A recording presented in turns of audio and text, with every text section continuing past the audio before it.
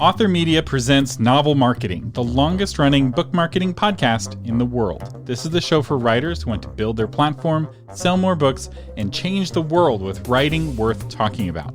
I'm your host, the professor of book marketing, Thomas Umstattd Jr., and today we're going to talk about how to start a podcast. Podcasting is one of the hottest marketing techniques for authors right now. 90% of USA Today best-selling authors have a podcast presence. They're either a guest or they're a host.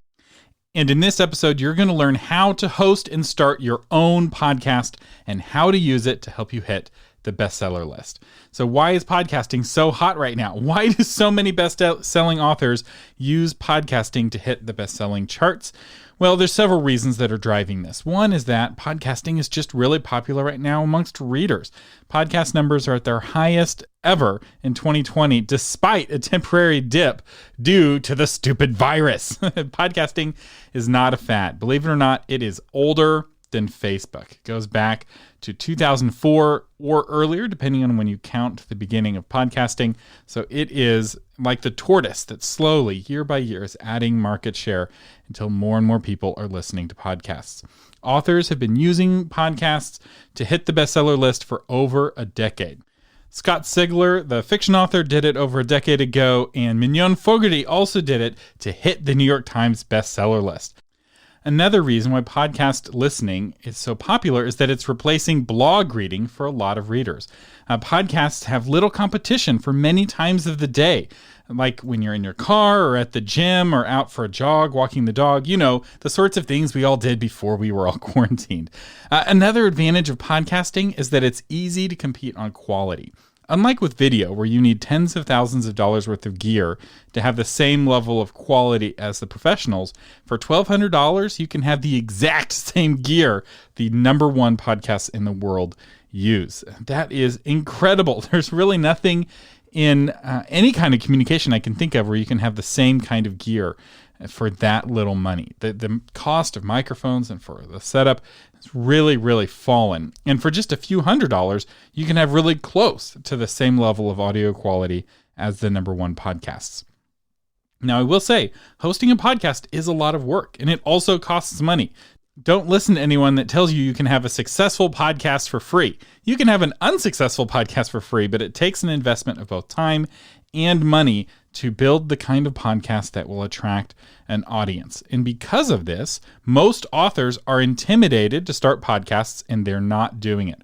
Or they do it, they have a few episodes and then they pod fade. They give up on the process. What this means is that there is still room for you. There are genres where there are still zero podcasts or maybe one podcast covering that genre. There are topics that still have no podcast on that topic for a specific audience. This is still a good time to start a podcast. I don't know if that will be true 5 years from now.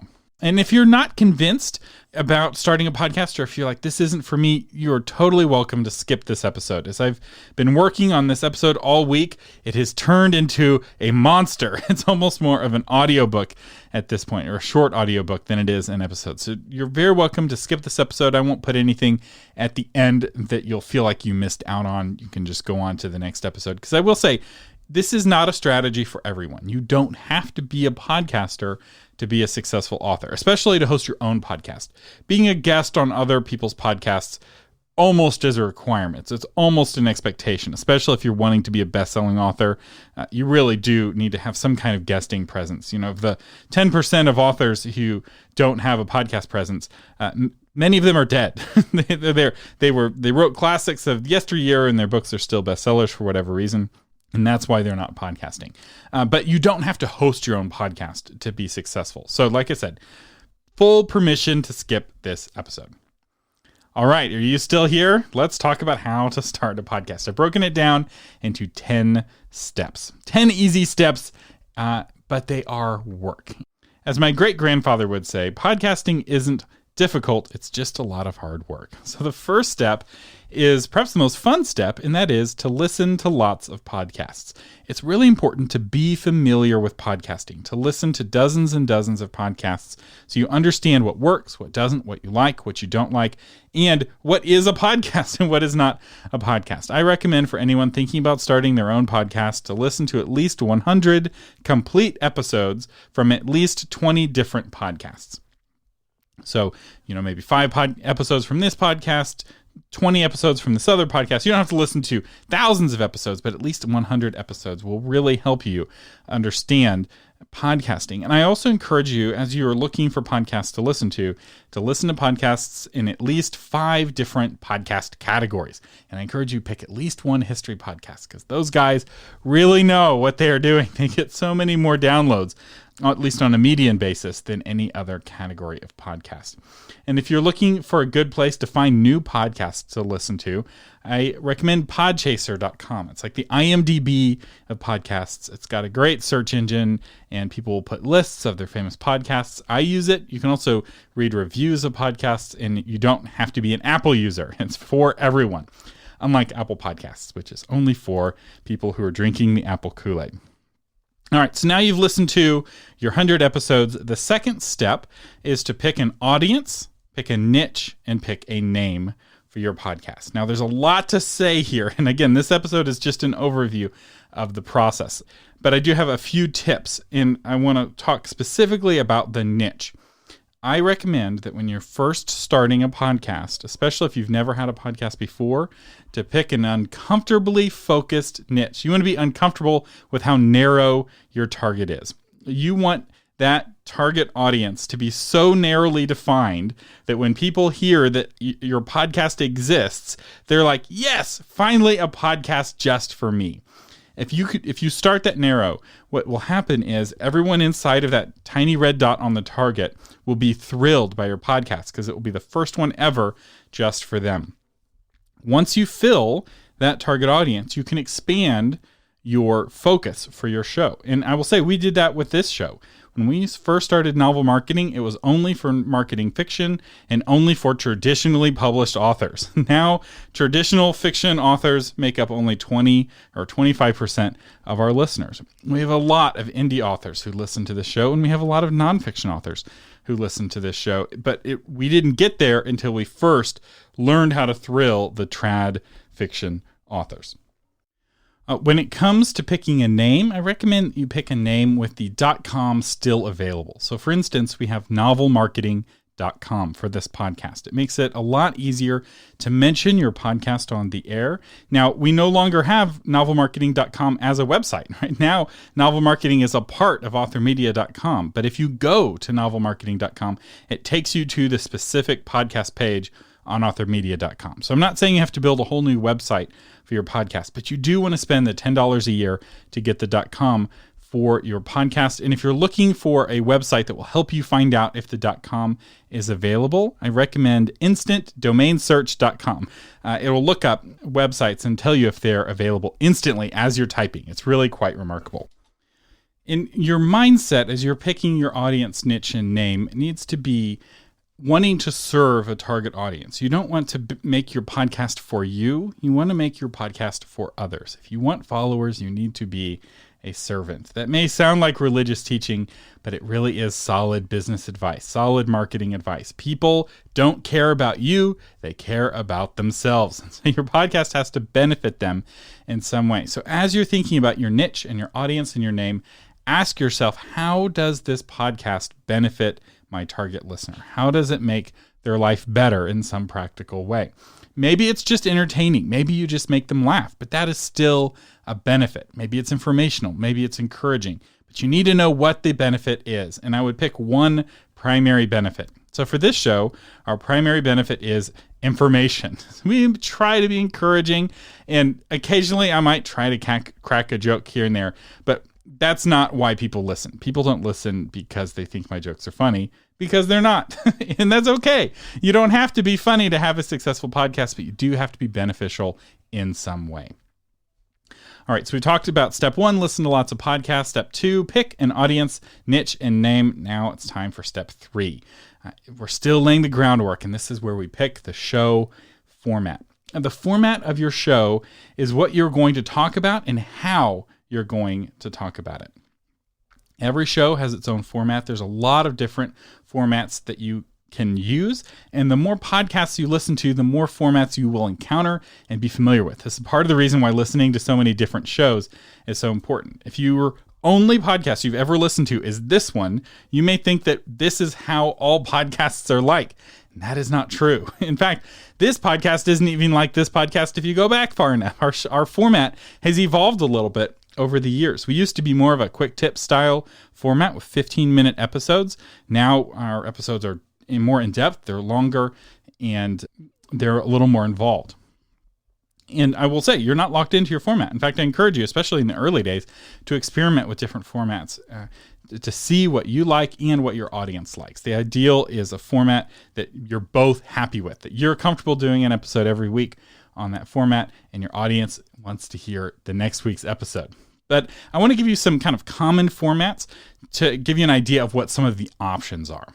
So the first one is the interview show. This is the default for most podcasters when they get started. And it makes sense partly because it's the easiest to do, especially if you know lots of people to interview. I struggle bringing on guests or finding good guests for the show. That's not a strength of mine personally, but I do enjoy doing the interviews when I do find a good guest who can bring some practical advice. And I will say, I don't air every guest interview. Sometimes I'll interview somebody and what they're saying, it wasn't helpful enough, wasn't practical enough, because I try to have a really practical show. And so the interview doesn't air, and that's okay. So another advantage of an interview show is that sometimes your guests will help promote the show, especially if they're not super famous. If they're super famous, maybe they'll send a tweet, maybe they'll do nothing. But if they're kind of at your same level, they often will help promote the show, sometimes dramatically, and this can really help build your audience, which is one of the reasons why I think interview is such a popular format, is because it's got that kind of growth built into it. You're not just relying on word of mouth from your existing listeners to grow the show. You're also benefiting from all of these people who are motivated to share your show because you are interviewing them, right? So if, let's say, you're interviewing other authors in your genre, now suddenly they're promoting your podcast to their readers of your genre. Wow, that's powerful. So some examples of this, Christian Publishing Show, my other podcast, is primarily an interview show. And The Creative Pen with Joanna Penn is another example of an interview-based podcast. The next format is the short news briefing. This is where I think in the author world, there's perhaps the most opportunity. There's just not a lot of authors doing this. It is a fair amount of work, but this is where you're kind of going over the headlines of news in your industry.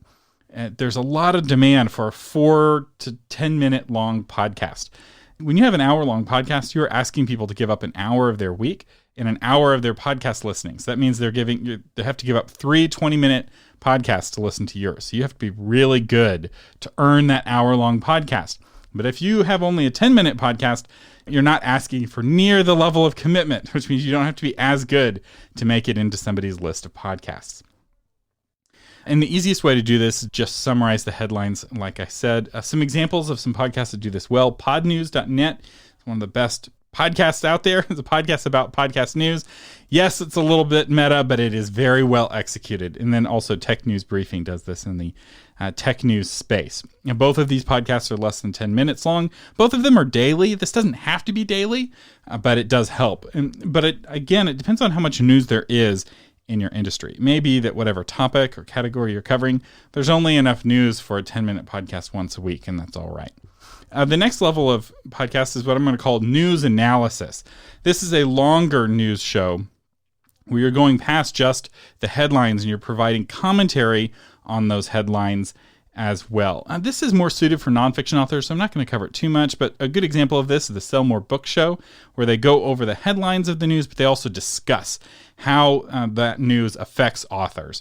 And then a political example of this, and there's a million to pick from, but the Ben Shapiro Show is one of the most popular, one of the most successful, where Ben Shapiro will go over 3 or 4 news articles and then give his opinion. Kind of the classic kind of AM talk radio style. So what I used to do back when I had my AM radio show, I had a drive time talk radio show, and I would go over the news and I would read the news and then give my commentary, which I try not to do on this podcast because I've learned authors don't want to hear me talk politics. So let's move on to the next category, and that is solo training. That's what I'm doing right now. This episode is almost like a mini course on how to start a podcast. We're, in the middle of step 3 of 10, and we're already 16 minutes into the podcast. So this is really in depth. We're really covering this topic really deeply. It's kind of like, or at least my goal is, that this is like taking a course, but just through your ears. It's the type of podcast I most like to listen to personally, which is probably why I do it so often on this show. But it's also hard to find. Now, the advantage of this format is that it ages well. People will still be downloading this episode a year from now, maybe 2 or 3 years from now. We still get downloads on episodes that we recorded 5 years ago. The disadvantage of this kind of episode is that it is a massive amount of work to solo on a topic like this. Even a topic I know a lot about, gathering all of the information, getting the links, organizing my thoughts so that one goes after another is a lot of work. I think I put 8 to 10 hours of work just into the outline for this episode that will turn into the podcast, and probably 10 to 20 man hours total for this particular episode to be made, which is why you don't see more of these kinds of episodes out there. So some examples: novel marketing, the one you're listening to right now. Another good one is the podcast host. This is a podcast about podcasting, and it's got solo episodes just like the one I'm recording. And these guys have really fun UK accents. One of them's from Scotland, and one of them's, I think, from Northern England. I'm not super good at pinpointing British Isles accents. Sorry, Scotland is not England. But they have really excellent advice, and particularly when it comes to gear. There's a lot of bad advice when it comes to what microphone to get. And these guys give really, really good gear. They test all of the microphones, and I really like what they have to say. You can do a solo training style podcast on pretty much any nonfiction topic. And I don't feel like this fits very well for fiction. So you may be like, well, give me some fiction formats. Well, the next one is only for the novelists, and it's a fiction podcast. And this is one of the hot categories right now. There's a lot of action in fiction podcasting. Now, this can be an audio drama with actors and sound effects, really highly produced. And, there are podcasts now that are being made into television shows. One of the Amazon Prime shows actually started off as a fiction podcast. It skipped the book altogether. Went straight from podcast straight to TV show, streaming show. I don't know what we call Amazon Prime these days. But, if you're an author, do you really need the book? You go straight to having a show made about your story? I don't know. Maybe that's enough to go from the podcast straight to the TV show. But it doesn't have to be highly produced. You don't have to put in a lot of sound effects. It could be as simple as you reading a chapter of your book each episode. And episode 1 is chapter 1, episode 2 is chapter 2, and so on. And it's a lot of fun. You're creating an audio version, and it doesn't necessarily have to be of your finished book. It needs to be good. So, and I want to be very clear here. It can't be like your rough draft. But it is totally acceptable to get feedback from your audience. Use that feedback to do another draft that is what ultimately goes out as your ebook and as your printed book, especially if you're independently published. You have a lot of freedom for this. But I will say big traditional publishers right now are looking for authors with podcasts, even novelists with podcasts. So the fact that you podcasted your book and that you've proved that you have an audience for your story really looks good to traditional publishers, and podcast listeners have been proven to be very loyal book buyers. Podcast listeners, we didn't really talk about this at the beginning, but they make more money and they're more educated than your typical reader, which means they're much more likely to buy your book, right? These are people who won't blink at spending $10 on a book from an author that they love, especially somebody who's been in their head for hours and hours. That's a big honor to be in someone's head that long. Okay, a couple more formats and we'll move on to the next tip. The next one is genre review podcast. This is where you kind of cover a genre. It's not really genre news, but more of like reviewing books from within the genre, or maybe interviewing other authors who write in that genre, maybe, talking about kind of styles or kind of trends in the genre. Some examples of this: Fantastical Truth is covering Christian fantasy and science fiction. And then the Read Aloud Revival is a good example of this, doing this similar idea, but with children's books. So if you're a reader of children's books, the Read Aloud Revival is a great book to help you in kind of encouraging. This is kind of taking beyond just the picture books and Dr. Seuss, this particular podcast about expanding and just reading out loud as a family. And here's what's really powerful about this. You don't need a book to be written to do a genre review podcast. So for a fiction podcast, not only do you need a book written, but you need it to be good, right? It has to be good enough where it can draw in listeners on its own. But for a genre review, you could be just getting started, right? If you started your podcast while you're first starting your first work in progress and you are reading books and reviewing books and building listenerships and having authors on and interviewing them, after 2 or 3 years, you've got a big audience. It's going to be a lot easier for you to launch your book. And I am shocked how many micro genres don't yet have a podcast at all, where there's not a single podcast covering that genre. For instance, Amish books have no podcasts covering them. Maybe that makes sense, right? But the Amish authors, there's no reason for them to be behind the times. Come on, Amish authors. Somebody start a podcast covering Amish fiction.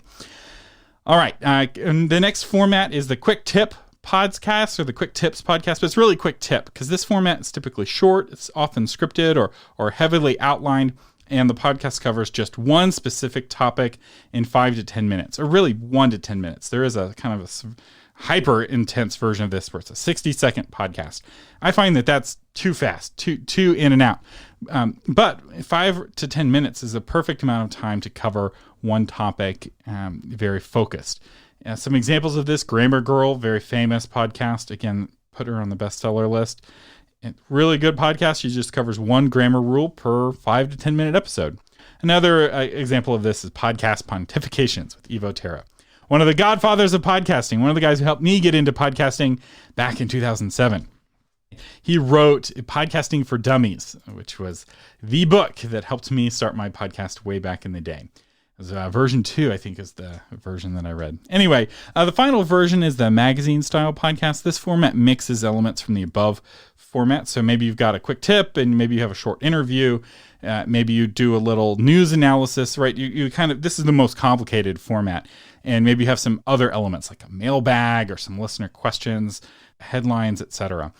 This is a little more complicated style, but you could almost combine this with any of the others. Some examples of this: the School of Podcasting is got this magazine style format, and also the Holy Post has got this magazine style. This can be really fun, but it is a little bit more work. All right, so those are just some of the formats. There are way more formats that you can do, but these are formats that I think will work for authors. Not all formats are good fit for an author-hosted podcast. But now let's move on to your podcast branding. And there's a lot to be said about branding, and this isn't like a time to talk about your branding strategy. I'm really more want to talk about your branding assets and what is required and what is recommended and what is optional. So first, let's talk about what is required, and that is your album art or your logo. Every single podcast directory that I know of requires you to have album art if you want to submit your podcast to the directory, right? They need some image, some visual image to represent your podcast. Apple Podcasts, which is the biggest directory and the most powerful, and they kind of set the rules for the whole industry, they require that art to be at least 1400 by 1400 pixels and no more than 3000 by 3000 pixels. So a couple of quick tips on the album art. The first one is to keep it simple, right? This album art's going to show up as a teeny tiny image on someone's phone. So it has to work as a thumbnail. You can't cram lots of stuff into it. You have room for 2 or 3 words maybe. So even your subtitle of your show may not fit or may not be visible. So it really, really needs to be a very simple podcast. So for instance, my podcast just says novel marketing with Thomas Umstattd Jr. And all you can read in the thumbnail is novel marketing. When in doubt, I encourage you to use your photo. This is something I've kind of changed my views on, but I really have been convinced that what brings people back to a podcast is the personal connection with the host. There's an old saying that they come for the topic or they come for the guests, but they stay for the host. And I found that I've had a much better encounter with my listeners at conferences now that they know what I look like, right? They can find me in a crowd and they can come up to me and say hi. Since I've put my face on my podcasts, I have far more encounters with listeners at conferences, and I find that really helpful. And now when if I find you at a conference and you come up and talk to me, I'll ask you what you think of the show and what I can do better. It's just something that I've learned to do recently. So you don't have to put your face on the cover. you can put something else, and there's some different strategies there. And there's even an article I have a link to in the show notes by Buzzsprout, which is how to design stunning podcast cover art that stands out in Apple Podcasts. So that has a bunch more tips in it than what I'm going to go through here. And then finally, I very much encourage you to hire a professional to make your album art for you.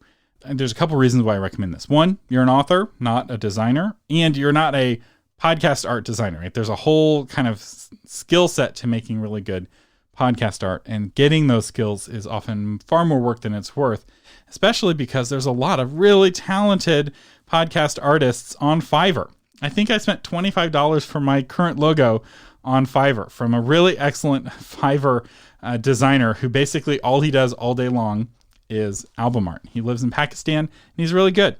And I've gotten a lot of different album arts from him, or podcast logos. And he's just one of many really good podcast art designers that you can find on Fiverr. I've got an affiliate link to Fiverr. You can use other designers. If you know a designer, you're welcome to use that. But when it comes to price, $25 to hire professionals, way better than doing it yourself. Even if you can do a good job, can you do it for $25 of your own time? Probably not. Okay, so that's the album art. That is absolutely required. You cannot have a podcast without valid album art. Now, it can be bad, right? The Apple Podcast doesn't require it to be well designed, but they do require it to exist. Now, the next piece is recommended, and that's the intro. Now, this is the kind of the first 30 seconds of the podcast. Some podcasts have longer intros. The goal of the intro is to hook the listener's attention and to keep them listening. Think of it like the first page of your novel. You got to grab their attention and hold it. Another way to think of the first 30 seconds of your podcast is as a sales pitch for why they should spend their most valuable asset in their life, their time, on listening to your podcast, right? They're going to live the rest of their lives and die and never get back to 30 minutes or an hour they spent listening to your podcast. So you've got to convince them that your podcast is worth that investment. So, for example, here's how I introduced this show. You heard it at the beginning. So Author Media presents Novel Marketing, the longest running book marketing podcast in the world. So the goal there is to establish some credibility, kind of set us apart from the other podcasts. And then the next sentence is, this is the show for writers who want to build their platform, sell more books, and change the world with writing worth talking about. So this does two things. It describes who the audience is, which you want to do in your intro, but it also describes some of the benefits that you'll get listening to the podcast. You'll learn how to build your platform, you'll learn how to sell more books, etc. That usually takes me about 15 seconds to read. And then in the next 15 seconds of the intro, which is all pre-scripted, I try to sell that specific episode. So the first 15 seconds are selling the show, and it's really targeted at people who are listening for the very first time. The next 15 seconds are targeted at listeners who kind of listen to some episodes, but not others, right? All the people who skipped the rest of this episode because they didn't care about podcasts, right? The goal is to kind of help them know, is this an episode I want to listen to? And so for this episode, I shared the stat about 90% of USA Today bestselling authors have a podcast presence. I tried to talk about how important podcasting is. I do a better job sometimes than others at selling the individual episodes. And I will say that as you build more trust with your listeners, they'll come with you sometimes through a bad sales pitch, but you'll grow your audience faster the better you can do this intro. Some common mistakes I see with intros. One is rambling, where they just kind of talk around the topic and they're 5 minutes in and they haven't gotten to the point. You probably heard a lot of podcasts that do this. Another is double introducing the guests. So sometimes they'll record a separate introduction for the episode, and then during their interview with the guest, they introduce the guest a second time. If you do that, suddenly you're 2 or 3 minutes into the episode without getting to any of the content. That can be really irritating. Or an overly long intro. So don't read every sentence from the bio from the guest. I often cut down to just a sentence or two of the bio of a guest when I'm interviewing a guest, and I get to the parts of their bio that are the most interesting to the listener. And another thing I've started doing is I don't give the name of my guest until the end of their bio, so it builds up a certain amount of anticipation, some curiosity. So it's not like I'm reading their resume, but by the end, my goal is for the listener to be like, oh my goodness, who is this person? They sound amazing. After just 2 sentences, they sound like a real expert, and they're curious, and that curiosity makes it a little bit more interesting. That's a new technique I've picked up recently that you see often in interview shows on television, right? The very last words they say are the name of the person coming on stage, and they get everyone to applaud. There's no applause in podcasting unless you bring it in from some sound effects, but that same principle applies. Give the name last. And then the final mistake, well, there's a lot of mistakes, but the last mistake I want to talk about is not explaining the why of the episode. Not answering the question, why should I care about this episode? If someone doesn't know who you are and they're listening, and this is the first episode that they're listening to, you have 30 seconds tops to make this sales pitch, to explain why they should care about the episode, why it will be beneficial for them, why it will be entertaining, why it will be humorous, whatever that benefit is that we talked about earlier. You've got to make a pitch for this specific episode. So that's the intro. Now, another optional element is the intro music. So you don't need to have intro music. In fact, we had no intro music on this podcast for the first 4 years, and that was on purpose. It wasn't that we didn't know how to find music. It was just that I wasn't convinced that it was needed. But after talking with some listeners at some conferences, I was convinced to have music, and we keep changing the song. I'm still, trying to find the perfect song. In fact, this episode we have a brand new song, which I got from the new service that I recommend, premiumbeat.com. What I like about premiumbeat.com over the one we had been using is that from a legal perspective, they explicitly state it is okay to use this music for podcast. Many of the other music stores for royalty-free music are designed for like YouTubers, and they have rules for YouTube, and podcasting exists in this gray area where it's not really defined if it's okay for you to use it or not. And Premium Beat explicitly says $50, you can use it as many times as you want for a podcast intro, which I really like. I also really like they have a powerful search engine where you can search by mood or by genre or by style. And you get lots of different versions of the song. So you get a 15-second version of the song, a 30-second version of the song, etc., which makes it really easy to find a version that will fit really well as your intro. But again, totally optional. You don't have to spend money on music. I will say what you can't do is take your favorite song from iTunes and use it. Any kind of copyrighted music, if you put it in, you will get in very big trouble. So you need to use some kind of service like premiumbeat.com to find royalty-free music, where what you're paying for is the rights to use it on your own creation. So when you pay 99 cents for a song on iTunes, you're not paying for the rights to do anything with that music other than listen to it. The next branding asset, and again, this one is optional as well, is a voiceover person. So for some of my podcasts, and I've hosted half a dozen different podcasts now, I'll have a professional voiceover actor do the intro. So for the Christian Publishing Show, we have this lady with a very sophisticated British accent and some classical music. It's got a very specific brand. And the reason that I made those decisions is that I wanted a brand that was consistent with the literary agency, the Steve Lobby agency that is the ongoing sponsor of the show. And that was kind of in keeping with that. With this show, we had a voiceover guy for a while, but we don't have one now. There's a couple reasons for that. One, I like the freedom to introduce shows differently. And also, I don't feel like it's needed. But it's totally up to you. If you are looking for voiceover talent, Fiverr, again, has just an unbelievable collection of voiceover actors. And for $25, usually, sometimes as much as $50, you can get just the voice you need. So for Liberty Buzzard, we went with this guy with like a Harley Davidson sounding voice. And I did a search, Harley Davidson sounding voice. He got this real gravelly voice, and it's just the perfect intro guy, and couldn't be more different from the Creative Funding shows. Actually, Creative Funding Show had James Rubart do the intro, and then the British lady for the Christian Publishing Show. But with Fiverr, you can hear samples, and you just send them the text, they will read it, and they send it back to you. It's great for them because they just read with their voice into the microphone, and they get $25. It's great for you because you have somebody else doing the intro. In terms of tips, if you do go with voiceover talent, I recommend getting somebody with a very different voice from you. So it's very obvious that this is the intro person. So for instance, I have a female voice introducing me on the Christian Publishing Show, and with a different accent, right? Totally on the other spectrum of how a voice sounds. It doesn't have to be that different, but I do recommend that you make some effort to make sure that they sound different from you. And then the final piece is the outro. This is a lot like the intro, but this is sometimes podcasts will have music that plays at the end, or maybe a voice over talent that kind of does a close for the show. For this podcast, I read it myself. I say, you've been listening to Thomas Umstattd Jr. on the Novel Marketing Podcast.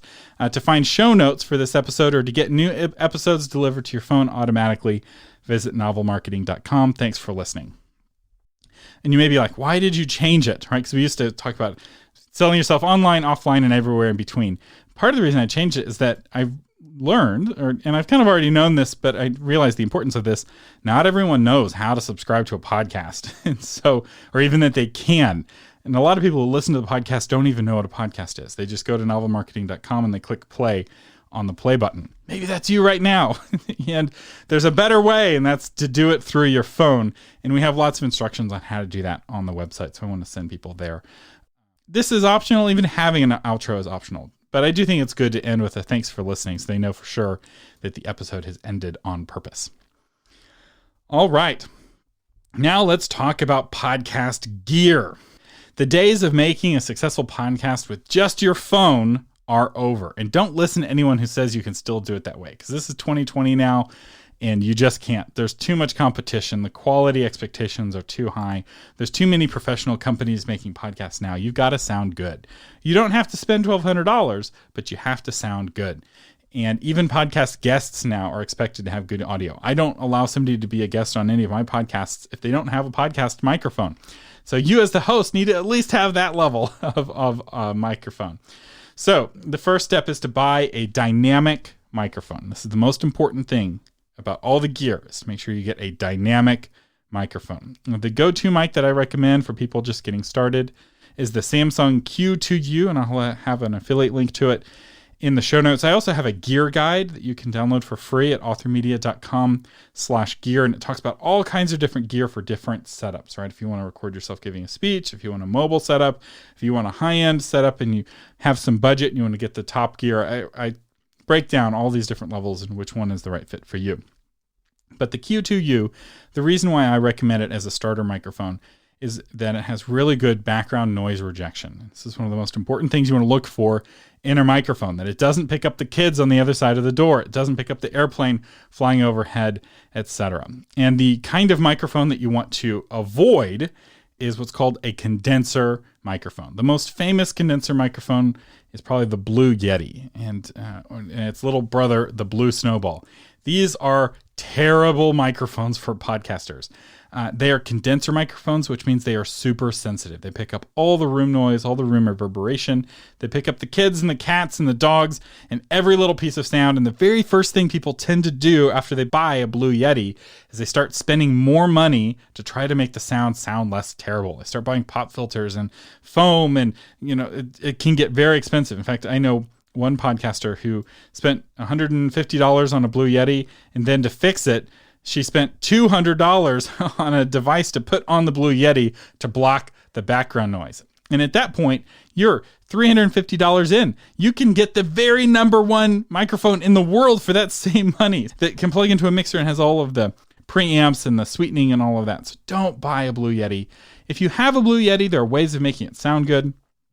I've done a lot of interviews with people with condenser microphones.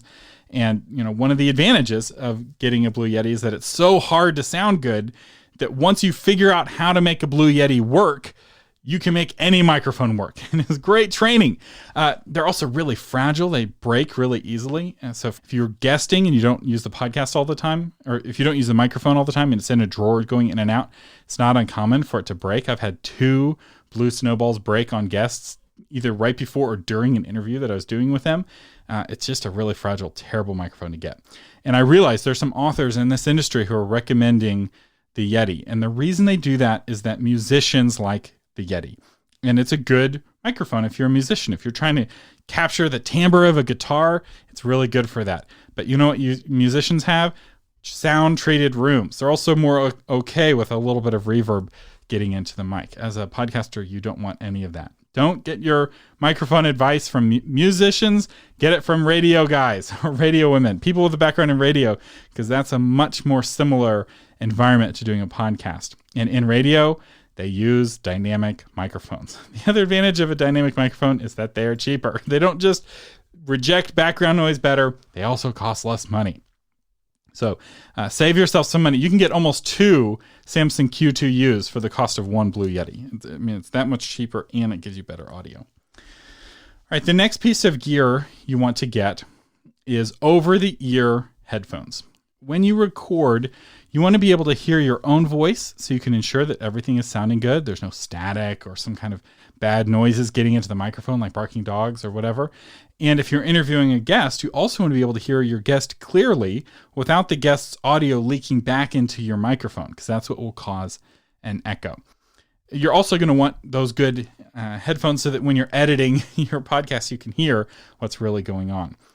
So the kind of headphones that you want are wired over-the-ear headphones that completely cover your ears so that no audio leaks out. Little iPod earbuds don't work, especially if you're using a Blue Yeti, because that Blue Yeti is so sensitive, it will pick up the noises coming out of your ears going back into the microphone.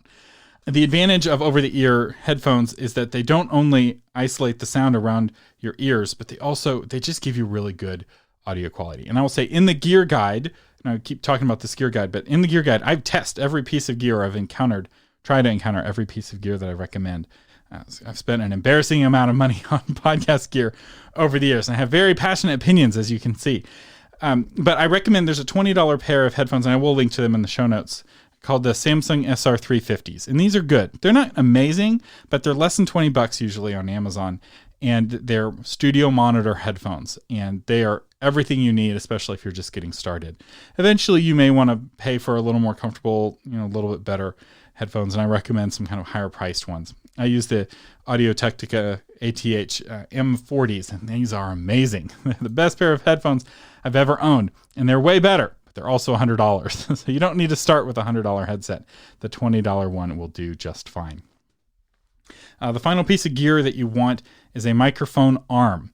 This attaches to your desk very easily, and it allows you to get the microphone close to your mouth. And this is one of the best ways to improve your audio. So right now I'm talking and I'm about 2 fingers away from the microphone, maybe 3 fingers away from the microphone. And this gives me what's called the proximity effect. It's a richer, kind of more vibrant sound. And I'm going to take a step back from the microphone. And now I'm as far away from the microphone as I would be if I had it on a desk. And you'll see that I just don't sound as good. And it's with the exact same microphone. So if you want to make a $100 microphone sound like a $400 microphone, the best way to do it is to spend $20 on a microphone arm so you can get that microphone nice and close. All right, so now it's time for step 6, set up podcast hosting. Your podcast host is what powers the technology behind your podcast. Once it's set up, new episodes will automatically appear in Apple Podcasts, Spotify, Google Podcasts, etc. And I'm not going to go into RSS feeds and how it works. I'm just going to say, set up the podcast host and they will handle that all for you. I recommend 2 different podcast hosts. If you're using WordPress, I personally use and recommend Blueberry, and I'll have a link in the show notes to them. Their PowerPress plugin allows your podcast to be 100% integrated with your WordPress website and blog, and you can do some really cool things with it. It's the most powerful podcast hosting platform because you're able to leverage the power of WordPress to do some really neat integrations. Back when I started podcasting in 2007, the predecessor of PowerPress, PodPress, was really the only way to host your podcast. There was very few other ways to do it. Now, Blueberry's stats are a little weak. They don't have a weekly download chart, for example, but they more than make up for it with the power of the WordPress plugin. You can upload new episodes right there in WordPress. It's beautiful. The player is really good. It integrates in a lot of cool ways with your website. So if you're using WordPress, Blueberry is what I recommend. And I have an affiliate set up with them that even gives you a free month. So if you use the coupon code Novel Marketing when you sign up, you get a free month of hosting. And if you're not using WordPress, the host that I now recommend is Buzzsprout. And they've been around for a long time, but I've only recently been checking them out, and I've been really impressed with what I've seen so far. They have beautiful stats pages. They will give you that weekly view of your downloads in a chart. And they have a beautiful player, and they have some of the best podcast tutorials in the industry. They have an incredible YouTube channel I'll link to in the show notes, where they recommend microphones and techniques and a lot of stuff that you pay for a podcast course on, they give for free right on their YouTube channel. And they 100% agree with me about avoiding the Blue Yeti. They do PSAs in almost every video about why podcasters should avoid the Blue Yeti, which is one of the ways I tell if somebody really knows what they're talking about or if they're just parroting what they hear from the musicians. And there's a few hosts that I recommend that you avoid, and then there's a lot of okay ones I won't talk about. But there's 3 hosts I don't recommend. In fact, I've encountered them enough to say these are really should be avoided. And the first one is Anchor. It doesn't have IAB valid stats. It's really targeted at unpopular hobbyists and people who aren't really going anywhere with their podcast. You just don't find people on Anchor hitting it big or getting popular. And if you're looking for free hosting, Buzzsprout actually has a free hosting level, and they have a much more powerful platform than Anchor and room to grow. Another one to avoid is Libsyn, actually, which is what I started hosting on back in the day. In fact, in the early days, they were the only option. The problem with Libsyn, though, is that they've gotten lazy. They haven't really updated their platform in years. They have a dated web player, really ugly podcast pages, an out-of-date interface, boardroom drama, and slow improvement over time. So if you're hosting with Libsyn right now and you move to another host, it will feel like an upgrade, and sometimes for less money. So don't use Libsyn. Soundcloud is the other one I recommend that you avoid. They're not really designed for podcasters. They're really designed for like garage rappers. It is possible to host a podcast through SoundCloud, and technically it is free. But again, it doesn't have IAB valid stats, and it's not a good platform. And I don't see podcasts getting famous out of SoundCloud. Like, it's a ghetto, kind of like Anchor. It's really hard to escape that ghetto. If you're trying to make it big, you don't want to move to the ghetto to make it big. Now, part of setting up your podcast hosting is submitting your podcast to the podcast directories. And this is something you only need to do once you are in Apple Podcasts, once you're in Spotify, new episodes will appear automatically. The steps for how to do this are different based off of which podcast host you have, and they will walk you through exactly how to do it. Both Blueberry and Buzzsprout will walk you through step-by-step exactly how to do this. And it's not hard, it's a little bit of work, but once it's done, it's done. Now, I will say, in order to submit to podcast directories, you do need to have at least one episode in your feed, but it doesn't have to be a full-length episode. What the really popular podcasts do is they just record a trailer, kind of as a commercial for what the podcast will have, and that's all they have when they submit. And sometimes they just have a trailer episode up for months ahead of their big kind of grand opening launch later. There's some advice that you have to have 3 episodes, you have to have 5 episodes, some people even say 10 episodes before you submit your podcast. And I don't see the popular podcasts doing that. The ones that really hit it big don't do that. And part of the reason why I don't encourage you to do that is that you need listener feedback to shape your podcast. If you've recorded 10 episodes ahead of time, you're committed to 10 episodes maybe going in the wrong direction or with the wrong show format. And that's really risky. You want a podcast is a conversation, and you need that feedback to shape the podcast. So, if you want to do 1 or 2 episodes, that's fine, but I don't recommend doing much more than that. In the 3 podcast directories that you want to make sure you're in is Apple Podcasts, Spotify, and Google Podcasts. These 3 directories make up for about 90% of the downloads for most podcasts, partly because once you're in Apple Podcasts, a lot of the apps on both Android and Apple populate their apps from Apple Podcasts because they have a open API.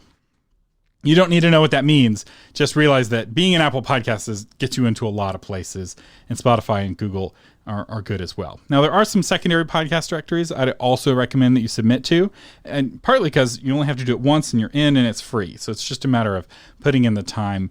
Often you have to create an account and keep your passwords straight. But again, that's not too much work. And I'll have links to each one of these in the show notes, but it's Pandora, Stitcher, TuneIn, iHeartRadio, and Deezer. And again, you don't have to have heard of them, right? It only matters that there's potential listeners using those directories. And not everyone submits to these directories.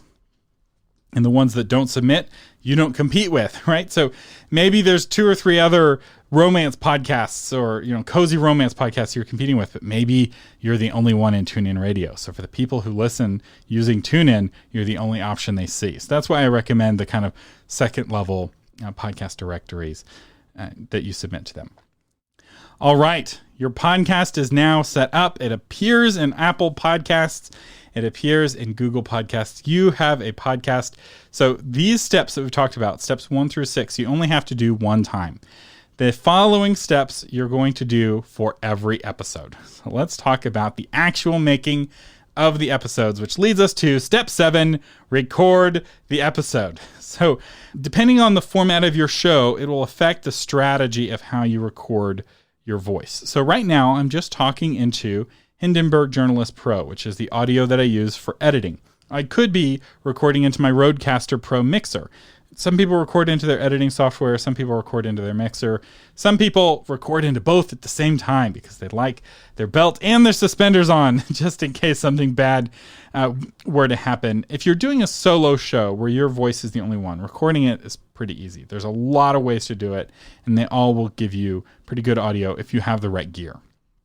Now, if you're recording an interview, that's where things get a little more tricky. If you're doing an in-person interview, you want to have both people having their own microphone. There's a temptation to put a Blue Yeti in the middle of the table and you're both really far away from it. And if you do that, you will sound awful. Don't do that. It's a big mistake. Get both people their own microphone. I have a setup in the show notes where for not very much money, you can get really good microphones that both people will have. Sorry, that's in the gear guide. And again, it's a free gear guide at authormedia.com/gear. I link to it all over in the show notes of this episode. But for most interview podcasts, they don't record in person. They record remotely. And you don't want to do this over the telephone. You want to use special remote recording software so you can get good, high-quality recordings of both you and your guest. You don't want to sound amazing while your guest sounds terrible. I feel like that's a really bad, inhospitable way to host your podcast. This is part of the reason why I insist that my guests have a good podcast mic if they want to be on my show, because I want them to sound good. I want them to not sound kind of amateurish. Now, in terms of software, this used to be really hard to get high quality recordings from both ends, but now it's really easy. There's a couple of websites actually that will do it, and one of them is free. It's called Zencaster, and I'll have a link to it in the show notes. They have a free version, and we recorded a lot of episodes using this free version. And during the pandemic, they've actually loosened the restrictions on the free version, making it even more friendly for people getting into podcasting for the first time. It's a really great place to start. It's not what I use now, but it is what I recommend for most people when they're first getting started, partly because it's free. What I use is Squadcast, which is $20 a month, and it's better in some technical ways I won't go into. It's also a little bit more reliable, and it's a little bit easier to use. And so for me, it's worth it for those benefits to pay those $20 a month. And I will say part of the reason why I'm able to afford to spend the extra money for a little better software and for better gear is because I have patrons like you, right? Your support of this show helps improve the audio quality of the show. Those of you who listen to our early episodes, you'll know we've come a long way. Our early episodes sounded really terrible, and that's okay, right? You don't have to have a perfect sounding show right at the beginning. Although I will say it's a lot easier to have a perfect sounding show or a better sounding show now in 2020 than it was in 2013 when we started the Novel Marketing Podcast. And it was easier in 2013 than it was in 2007 when I started my first podcast. Oh my goodness. It was rough in those early days. The technology was worse and it was harder to use. So we've come a long way. Both Zencaster and Squadcast give you that nice in-studio sound. Some tools that will not give you the in-studio sound are things like Zoom and Skype. They will make you sound in studio, but your guest will sound out of the studio. They'll sound better than they will on a telephone. Telephone is the absolute worst, but they won't sound in studio unless you're using Squadcast or Zencaster, or they know how to do a double ender and you know how to do a double ender. But in general, I don't see that happens unless it's one podcaster interviewing another podcaster and they both record themselves and then you send the audio the other way. That's way too complicated. I recommend that you use Zencaster instead. All right, the next step, now that you've recorded the audio, you've recorded yourself talking into the microphone, that's when you edit the audio. So you go through and you take out ums and uhs. For the most part, you try to remove any sort of bad audio. You don't cut every you don't cut every I think it's good to have a conversational style, but if you have an hour-long podcast and you have 5 minutes of ums, that's a lot of ums. So do cut what you can. What I recommend in terms of which software to use, I recommend Hindenburg Journalist. It's designed specifically for podcasters. It's very easy to use. You're able to very quickly make changes. And I encourage you to avoid software like GarageBand or Audacity that's designed for musicians.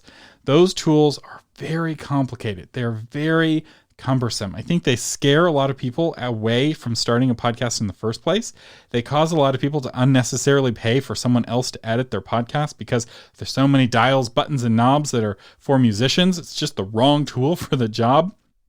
And they also cause people to give up on their podcast into pod fade because the editing is so difficult. So as a general rule, if you hear a musician recommending something, don't buy that thing, because recording a 3-minute song with a dozen different instruments and recording a 30-minute podcast are completely different technical challenges. And the kind of software you use for that 3-minute song is the wrong software to use for that 30-minute interview. Recording music is just a lot more complicated, which is why I really like Hindenburg, because it's so simple. If you want to do noise reduction, you just dial a knob. You turn a little knob and it reduces the noise. And it's only $99 one time, so it's not very expensive editing software. When someone comes to me and asks me to do editing for their podcast, because we do offer that occasionally as a service through Author Media, I try to talk them out of it, and I encourage them to try the trial of Hindenburg first, because a lot of people think that editing a podcast is far more complicated than it really is. For instance, Hindenburg automatically analyzes the audio and sets the levels for you automatically. I've presented Hindenburg in front of audiences at podcasting events, and every time I've done it, I've gotten gasps and oohs and ahs from people using GarageBand and Audacity because they have no idea how much easier it can be to use Hindenburg. And I don't get anything from recommending Hindenburg. And there's a reason why so many podcasters are switching to them and recommending them even without an affiliate, because they're just that good. There's another podcast tool called Descript. I don't recommend it yet, but it's a neat idea. You edit the podcast the way you would edit a Word document, so it transcribes the podcast and you can cut words. The problem with Descript, though, is that it doesn't have a Hindenburg export for fine-tuning. And so if there's any mistakes that it makes, there's really no easy way to fix it. Once it has a Hindenburg export, I may start using Descript because I'm intrigued. It's a new tool. They're making improvements to it all the time, and I think eventually it will be recommendable. I will have a link to it in the show notes if any of you want to check it out. Okay, you have recorded the episode and you've edited the episode. Now it is time to upload your MP3 and publish your show notes. So this is where you take the MP3 that you recorded in step 7 and you upload it to your podcast host in step 6. Now, what these exact steps are varies depending on who your podcast host is, but they all have good documentation to show you how to do that. And once your podcast is uploaded and published, it will start to appear in the podcast directories over the next 24 hours. That's right, 24 hours, sometimes as long as 48 hours. This is not an instant process. Sometimes it happens very quickly, but because podcasting is decentralized, because there's no one company that controls it all, there's a lot of links in the chain and none of them are instant. So it's one of the differences between podcasting and the other platforms. Although I will say, you do pretty much instantly appear on your subscribers' phones. So once somebody is subscribed to you, they're going to get the new episode as soon as it is on the RSS feed. If you're using Blueberry, I encourage you to have a blog post companion for each episode. You don't have to write a whole blog post to go with it, but at least share the links, right? So you often hear me talking about the show notes, and it allows me to mention multiple resources. I think I've mentioned probably 20 or 30 different websites and articles and, pieces of technology and links to buy things.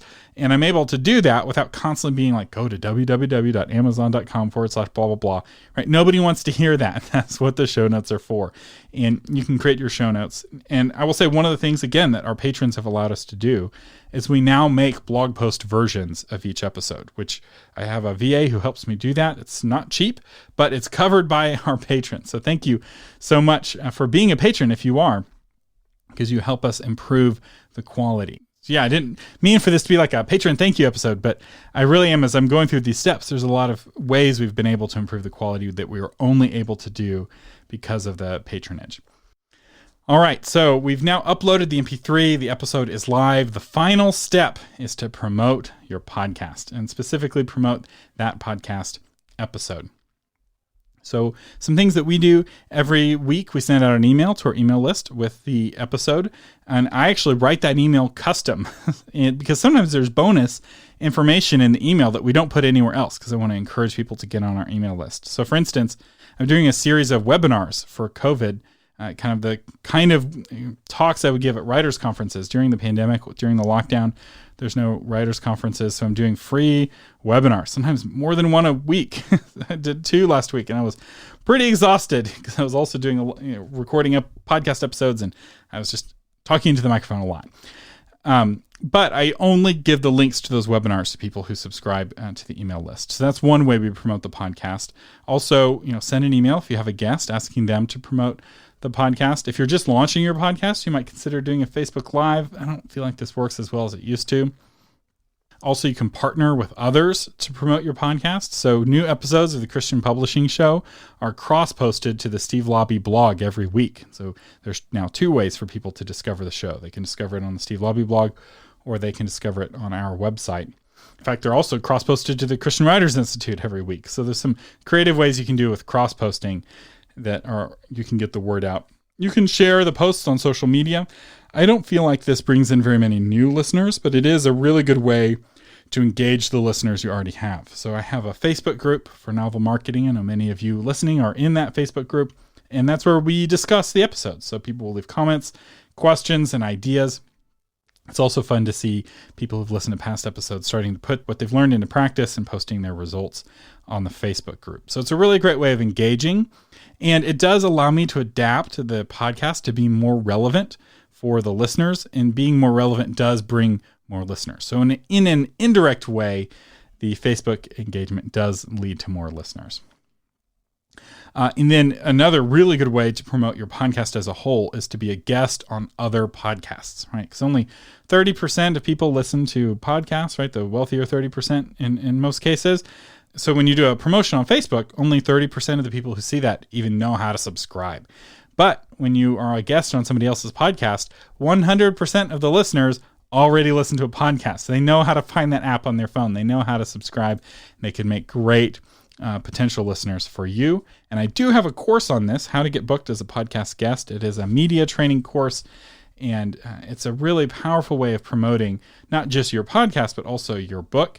And it's got the kind of media training that you get if you're working with a PR firm. And it also shows you how to be your own PR firm, booking your own appointments with podcasts, or booking your own interviews, so you don't have to spend $3,000 on a PR firm. And I'll have a link to that course in the show notes. And as a way of saying thank you to our patrons, you can save 50% off the course. So there's a link in Patreon to get that coupon. Our sponsor today is the Novel Marketing Mastermind Group, and we have a special mastermind group just for podcasters. This group is limited to only 10 people, and I'm hoping and anticipating that it will fill up pretty quickly after I do this episode. Because if you're wanting ongoing coaching to launch your podcast from me, this group is the way to do it. We already have several people in the group, so there's only a handful of spots left. You can find out more at authormedia.com, and you can sign up on Patreon. Speaking of patrons, our featured patron today is Lauren Lynch, author of the Time Drifter series. Explore ancient civilizations from a Christian worldview in the historical fantasy Time Drifter series, appropriate for all ages. And Lauren, thank you so much for being a patron of the Novel Marketing Podcast, helping us stay on the air, helping me improve the quality step by step, trying to get better every episode. I really appreciate you and everyone else who helps keep us on the air. If you would like to become a patron, we have levels starting at very little. I think just $3 or $4 for a starting level, and going all the way up to the $25 level where you can have your book mentioned on the air. So, and we have all kinds of different benefits. You can find out more. There's a link to the show notes. And if you can't afford to become a patron, but you still want to help the show, there's a really easy way to do that. And that is to just share this episode with someone you know who's thinking about starting a podcast. It's that easy. It really does help the show, help us to get more listeners when our existing listeners tell their friends about it. You've been listening to Thomas Umstattd Jr. on this epically long edition of the Novel Marketing Podcast. If you want to find the show notes or to get new episodes delivered to your phone automatically, go to novelmarketing.com. Thank you so much for listening.